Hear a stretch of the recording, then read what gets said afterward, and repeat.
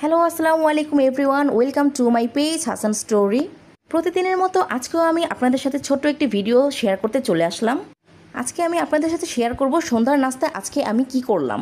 সন্ধ্যার দিকে মাথাটা খুবই ধরেছিল, তাই আমি চা বানিয়ে নিয়েছিলাম।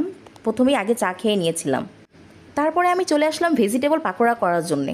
ভেজিটেবল পাকোড়া তৈরি করার জন্য এখানে আমি নিয়েছি আলু, গাজর, বরবটি, শসা আর পেঁয়াজ। এখন আমি এই সবজিগুলোকে ভালো মতো কেটে ধুয়ে পরিষ্কার করে নিব।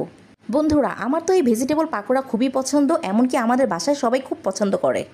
আমার মতো তোমরা কে কে ভেজিটেবল পাকোড়া পছন্দ করো তা আমাকে অবশ্যই কমেন্ট করে জানাবে। আর আমার ভিডিও তোমাদের কাছে কেমন লাগে অবশ্যই সেটাও কমেন্ট করে জানাবে, কারণ তোমাদের ভালোবাসা আর সহযোগিতা আমাকে নিত্য নতুন ভিডিও তৈরি করার জন্য উৎসাহ দেয়। অন্যদিকে আমি লুচি তৈরি করে নিব। লুচি তৈরি করার জন্য আমি এখানে ময়দা নিয়ে নিয়েছি।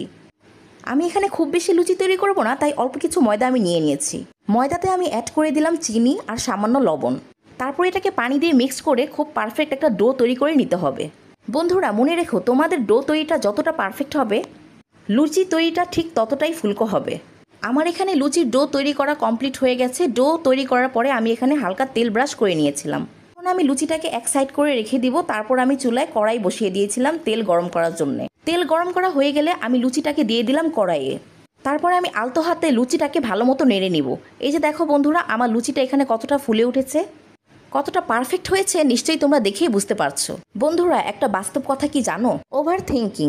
আমরা যতদিন বাস্তবতা মেনে নিতে না পারবো ততদিন আমরা অতিরিক্ত চিন্তার চক্র থেকে কখনোই বের হতে পারবো না। যা পেয়েছি, যা আছে তাতে যদি আমরা সন্তুষ্ট হতে না পারি তাহলে আমরা কখনোই ভালো থাকতে পারবো না। দুশ্চিন্তা আমাদের পিছু ছাড়বে না, হতাশা থেকে বের হতে পারবো না। তাই আমরা দুশ্চিন্তামুক্ত জীবন বেছে নিব। আপনারা সবাই চিন্তামুক্ত থাকার চেষ্টা করবেন।